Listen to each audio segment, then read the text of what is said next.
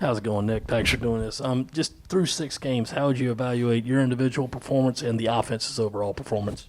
My individual performance is not good enough. Simple as that.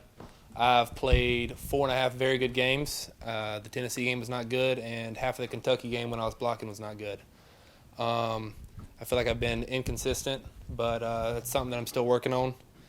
I had a ball dropped against Tennessee across the middle that could have been, a game changer near the end of the game, and also had a ball punched out because I was too lazy to tuck the ball when I needed to tuck it. So, it's 2 crucial mistakes that a veteran shouldn't make, and that's something that I did make.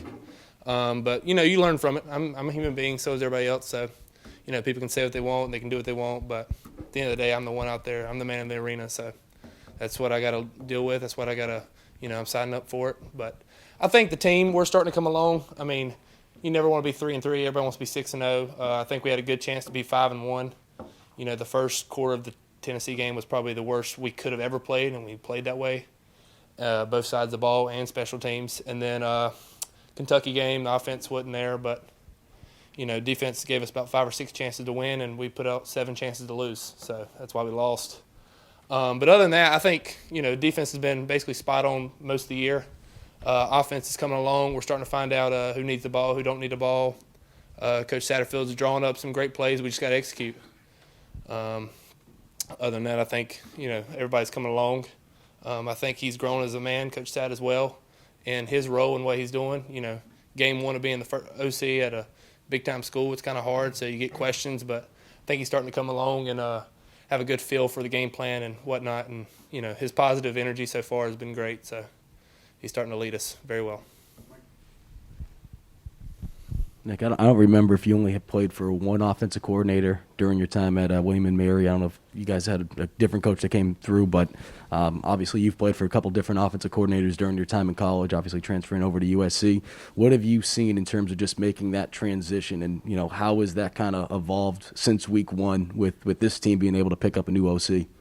I'm actually this is my 4th head coach, 5th offense coordinator, and 5th tight ends coach.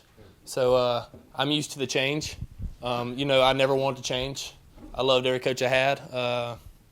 Whether it was in the springtime at William & Mary with Coach Johns before I left, or Coach Bentley, Coach Acatelli, any of them. Those are all people that consistently counted on me, and that's people I count on. And they're people who I still text. People like Coach Acatelli and Coach Marion, our OC at William & Mary. I still text them to this day. So keeping that relationship is always a fresh way to stay friends throughout this, because no one wants to get fired, no one wants to transfer, but some things happen. He comes in and we got to learn his trust, and he's got to learn our trust. He knows who he can count on, and we know we can count on him. We just got to execute the plays like I said earlier, and just got to keep rolling. We're 3-3, but we have a chance to win every single game out. You've seen how college football is this year. Ain't nobody unbeatable. There's no world beaters out there. Maybe Georgia, because that's just how they are. But other than that, they'll find a way to probably lose. Hopefully, that'd be very impressive if somebody can beat them. But every game's winnable. We know that. Whether we're predicted to win 3.5 games by Vegas, or we go to a bowl game 9-3, anything's possible. So you got to have the right mindset, positive attitude, and got to make our plays. Nick, I know every week team they look to make a statement. What kind of statement does South Carolina need to make this weekend going against Vanderbilt, another team that's winless in the SEC? Vanderbilt's not a team to take lightly. Of course, they've lost a game or two that they probably shouldn't have lost this year, but they have, heck of athletes. They got DNs that are 6'5", 6'6", physical. Some of them are 280 pounds, some of them are 240 that can run like the wind. They got a nickel who's tough as it gets. They have they ran for 240-something yards against Stanford, who, if y'all don't remember, stopped Oregon and beat them, I believe. So they're a very good team, and they're somebody that you can't take lightly, no matter what they're said about in the SEC. So hopefully we go out there, and if we execute our plays, we'll be fine.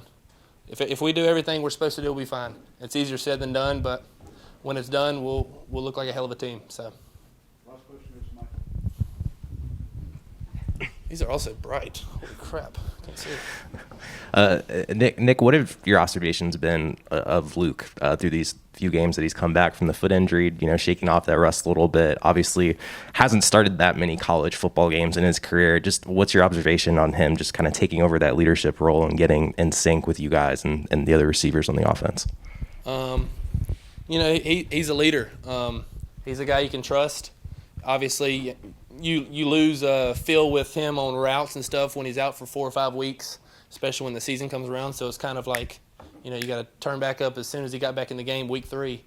But I think we're starting to come along as an offense. I think he's being a good leader. And you can't forget some of the other guys that are competing for that spot because they're working hard day in and day out, whether they're playing or not. So it's putting a competitive edge on him and competitive edge on them to keep going and doing what they got to do. But, he's all about the right things. He's always in the building. He's always asking the right questions. He's doing the right job. He's just trying to be a perfect guy. And we know that's not real expectations for people in this world, but that's just something that he tries to do. He's a vocal leader. He's one of those that always brings people up and never puts somebody down, and he's just one of those guys. Appreciate it, Nick. Of course, thank y'all.